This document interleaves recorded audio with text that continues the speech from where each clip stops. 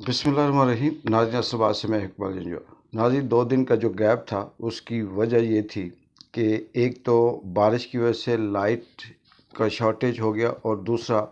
पाकिस्तान के अंदर जो मस्करे मुसल्लत हैं उन्होंने अपनी कारकर्दगी दिखाने के लिए वो जो वीपीएन जिससे हम वीडियो या यूट्यूब या एक्स को चलाने के लिए वीपीएन कनेक्ट करते थे उसको भी बंद कर दिया, बैन कर दिया, जिसकी वजह से नेट कनेक्टिविटी में बहुत से इश्यूज थे। लेकिन बात आज आपसे शेयर करेंगे कि पाकिस्तान के अंदर से तो कोई अच्छी खबर आने की अब उम्मीद इसलिए नहीं है कि पाकिस्तान उस नहज पे पहुंच चुका है कि हम इसके चारों तरफ से देखें तो अजाब ही अजाब है। वो अजाब कुदरत की तरफ से स्मोक या फिर वो जो पंजाब के अंदर जो धुंध है, जिस तरह से वहाँ का जो एक्यू लेवल है, जो हवा के अंदर जो उसकी क्वालिटी है उसके अंदर सांस लेना भी मुश्किल है और वो ख़तरनाक हद तक पहुंच चुकी है। उसमें मुल्तान, लाहौर और दीगर जो शहर हैं वो सारे फरिश्त हैं। ये भी अल्लाह की तरफ से अजाब ही समझे कि पाकिस्तान के वो तमाम लुटेरे, चोर, डाकू जो इस मुल्क के अंदर सिर्फ कमाने के लिए आते हैं और हैरत होती है कि कैसे कैसे इस मुल्क के टाउट बैठे हुए हैं जो आज भी इन शहबाज के, नवाज़ के या दीगर मरियम के या फिर पीपल्स पार्टी के, चाहे उसमें बिलावल हों या जरदारी हों, इनकी हमायत में बात करते हैं, जो सिर्फ यहाँ पर सीज़न लगाने आते हैं। जैसे ही कोई मुश्किल होती है वो यहाँ से चले जाते हैं। उनके लिए ये मुल्क, ये अवाम, ये कानून, ये आइन कोई मानी नहीं रखता और ना उन्हें कोई अल्लाह का खौफ है। वो सिर्फ़ और सिर्फ अपनी दिहाड़ी के लिए इस मुल्क में आते हैं। ये सारे के सारे कोई स्विट्ज़रलैंड, कोई जिनेवा, कोई बरतानिया, कोई दुबई में सैर तफरी के लिए हैं। लेकिन दूसरी तरफ अगर हम देखें, बदकिस्मती इस मुल्क के 25 करोड़ अवाम की कि जिनके ऊपर ये मसखरे, ये चोर, डाकू, माफिया, अशराफिया एक अजाब की सूरत में मुसल्लत हैं। चाहे वो आइन की शक्ल में हूँ, चाहे वो कानून की शक्ल में हूँ, चाहे वो आम आदमी के लिए जो इंसाफ की हवाले से बात करने की हो उस शक्ल में हूँ। लेकिन ये अजाब इस तरह के से है कि ना ये टलते हैं, ना ये ख़त्म होता है और इन्होंने अपने गिर्द ऐसा जाल बुन रखा है कि जिस दरवाज़े से जिस तरफ से भी जाएं इंसाफ लेने, बात घूम फिर कर फिर वहीं आती है। आज भी पाकिस्तान के अंदर बहुत बड़ा ड्रामा हुआ और वो ड्रामा ये कि जिस तरह से पंजाब की हाई कोर्ट ने ये हुक्म दिया था कि इमरान खान से मिलने उसके रिश्तेदार, उसके दोस्त, वकला, पार्टी के रहनुमा जा सकते हैं और इनकी जो लिस्ट होगी वो इमरान खान अंदर से देंगे और उसके मुताबिक ये लोग उन्हें मिला करेंगे। आज जो उमर अयूब जो कौमी असम्बली के अंदर अपोजिशन लीडर हैं, शिबली फराज जो सेनेट के अपोजिशन लीडर हैं, मलिक अहमद जो पंजाब के अपोजिशन लीडर हैं, असद कैसर जो स्पीकर रहे हैं और सुन्नी तहरीक के चेयरमैन हामिद रज़ा जो उन्हें मिलने जा रहे थे, जिनको कई घंटों तक अडयाला जेल के बाहर जलील किया गया, रोका गया, इंतज़ार करवाया गया और बाद में फिर उनके पास जो गाड़ियाँ थी जिसमें इस नाम नहाद इस्लामी जमहूरिया पाकिस्तान के झंडे लगे हुए थे, उनको उनसे उतारा गया, बाजू से घसीटा गया, फिर उनकी तजलील की गई और उन्हें बंद किया गया। बाद में फिर उन्हें छोड़ा गया। ये सारी प्रेस कॉन्फ्रेंस, ये ख़बर, ये सब चीज़ आप सोशल मीडिया के ऊपर या मुख्तलिफ व्लॉगर से सुन चुके होंगे। लेकिन इससे तासुर ये जाता है कि इस मुल्क के अंदर किस किस्म की फस्तायत है, जुल्म है और कितनी अंधेर नगरी है कि जब इन्होंने प्रेस कॉन्फ्रेंस की तो उमर अयूब के मुताबिक कि पुलिस वाले ये कह रहे थे कि हमें पता है कि हम गलत हैं, हमें पता है कि हम गैर कानूनी काम कर रहे हैं, लेकिन हम बेबस हैं, हम मजबूर हैं, हम कुछ नहीं कर सकते, हमें आर्डर है। इस आर्डर के कौन कौन ज़िम्मेदार हैं ये उमर अयूब ने अपनी प्रेस कॉन्फ्रेंस में सारे नाम बताए कि कौन कौन से इसमें, चाहे वो मरियम हों, शहबाज हों, आईजी हों, डीआईजी हों, जेल खाना जाद हों या इस तरह से बाकी जो रियासत के जो ताकतवर हलके हैं वो हों, एजेंसियों के लोग हों,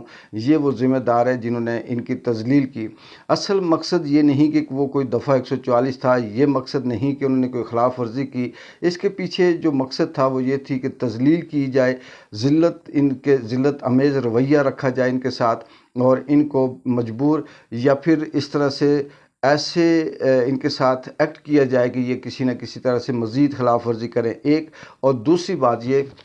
کہ اسی نومبر کے مہینے میں عمران خان نے اپنا لائے عمل دینا ہے جو احتجاج کے حوالے سے ہے، اور اس جو انفارمیشن ہے اس کو روکنے کے لیے یہ سب کچھ کیا جا رہا ہے۔ لیکن حیرت کی بات ہے، پچھلے 2.5-3 سالوں سے مسلسل ریاست عام آدمی پر، بچوں پر، غریبوں پر، بے بسوں پر، کمزوروں پر، مزدوروں پر، ڈاکٹروں پر، انجینئرز پر، صحافیوں پر،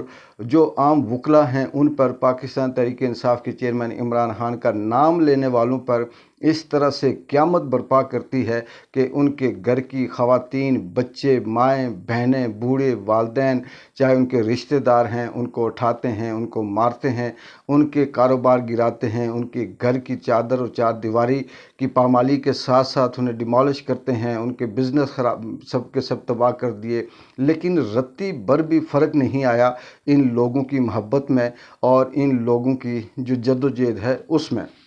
اس سے یہ اندازہ ہوتا ہے کہ ریاست یہ سمجھ چکی ہے کہ ہم ننگے ہو گئے، ہم اب کمزور ہو گئے، ہم بدنام ہو گئے، تو اس بدنامی میں، اس ننگے پن میں جتنا بھی آگے جا سکتے ہیں جانا چاہیے۔ اس محبت یا اس طرح کی جو ان کا جو ظلم ہے، کس طرح سے ریاست کا ظلم، ریاست کی طاقت ایک کمزور شخص کے آگے بے بس اور ہار چکی ہے کہ آپ سوابی کے اندر وہ جو بچہ، وہ جو شخص تھا، نوجوان لڑکا تھا جس کی ویڈیو وائرل ہے، جس نے یہ کہا کہ میرے والد صاحب بلوچستان میں ایف سی کے اندر ملازم تھے اور وہ وہاں پر شہید ہو گئے، اور ان کی جگہ پر میں درخواست دے کر ملازمت لینے، انٹرویو دینے آیا تھا، مجھے اسلام آباد بھیجا گیا، میں رستے میں تھا، میرے ہاتھ میں درخواست بھی تھی اور ٹکٹ بھی تھا گاڑی کا، لیکن 9 مئی کے بہانے مجھے وہاں سے اٹھایا گیا، 1 سال 40 دن اٹک جیل میں وہ بند رہا، اس کے اوپر تشدد کیا گیا، اس کے بازو معذور تھے، اس کے گوشت اس کے جسم کے ساتھ نہیں تھا۔ وہ شخص صرف یہ کہہ رہا تھا، وہ بچہ یہ کہہ رہا تھا کہ مجھے کہہ رہے تھے کہ تم پاکستان تحریک انصاف کے کسی شخص کے خلاف ویڈیو بناؤ کہ اس نے ہمیں بھیجا، اس نے کہا کہ میں نے انکار کیا، پھر انہوں نے ظلم کیا۔ 1 سال 40 دن کے بعد جب وہ رہا ہوا، گھر پہنچا، اور ماں اس وقت اس کی گھر میں روٹیاں پکا رہی تھی باقول اس کے، اور وہ اٹھی، اس نے دیکھا اپنے بیٹے کو، گلے لگایا، اور پھر باقول اس کے کہ اس کی ماں نے اس کے جو اس کا سر تھا اس بچے کے کندھے پہ رکھا ہوا تھا، اور 10 منٹ کے اندر اس کی روح پرواز کر گئی اور وہ وہاں پر اللہ کو پیاری ہو گئی۔ وہ بچہ جب سنا رہا تھا بات تو حیرت انگیز طور پر پاؤں سے زمین کھسک رہی تھی، دل کانپ رہا تھا کہ کس طرح کا یہ ظلم مجھے فستائیت کرتے ہیں، یہ کتنے ظالم لوگ ہیں، انہیں اللہ کا، قیامت کا، یہ اس دنیا کا، آخرت کا کوئی خوف نہیں ہے۔ پھر وہ شخص یہ کہہ رہا تھا، وہ بچہ، وہ نوجوان یہ کہہ رہا تھا کہ اب میں اور میری 5 سال کی بہن باقی زندہ ہیں، میرا سب کچھ اجڑ گیا، ختم ہو گیا، میرا کچھ بھی باقی نہیں بچا، لیکن اس کے باوجود اس کے سینے میں پاکستان تحریک انصاف کا جھنڈا تھا، اور وہ یہ کہہ رہا تھا کہ اب ہمیں کوئی ڈر نہیں ہے، ہم پھر بھی آئیں گے، مار کھائیں گے، مریں گے، جان دیں گے، لیکن پیچھے نہیں ہٹیں گے۔ تو اس کا مطلب یہ کہ ریاست کی وہ طاقت اس کمزور اور اس محبت اور اس دیوانے کے آگے ہار چکی ہے، بے بس ہو چکی ہے۔ اور دوسری طرف وہ کمپرومائز لیڈر جس کو سارے کے سارے اب سمجھ چکے ہیں کہ پاکستان تحریک انصاف کے وہ رہنما جو باہر اس وقت موجود ہیں، جو اسٹریٹجی کے نام سے یا کسی پلاننگ کے نام سے لالی پاپ خود کو بھی دے رہے ہیں، عوام کو بھی دے رہے ہیں اور عمران خان کو بھی دے رہے ہیں۔ شیر افضل مروت نے یہ کہا، اس کی ویڈیو بھی وائرل ہے، کہ یہ جو ظلم ہو رہا ہے، یہ جو زیادتی ہے، یہ جو کیس عمران خان پہ بنے، اس کی ذمہ دار سوشل میڈیا واریر یا سوشل میڈیا کے ایکٹیوسٹ ہیں۔ کہنا وہ سوشل میڈیا کے